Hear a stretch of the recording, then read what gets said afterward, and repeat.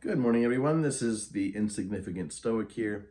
Sorry I haven't put up any videos in quite some time.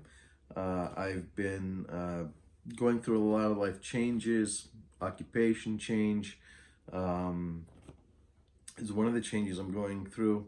And for this new job, I have to take an exam, and studying it for it is, well, I mean, it's like having a thorough ear cleaning done to you by a person who is using a hypodermic needle with rubber gloves and a patch over their one good eye.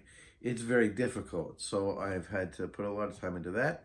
And I'm trying to figure out how, not that YouTube or how YouTube works, but rather how to make me work with YouTube.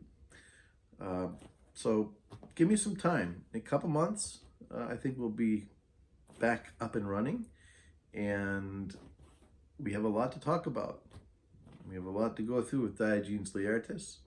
We have a lot to discuss about the Logos eventually, and we're going to broaden out our view into the cultural effects that Stoicism had on the Roman Empire, eventually its relationship with Christianity, which is extremely important, and its renaissance that happened at a later date, its revival.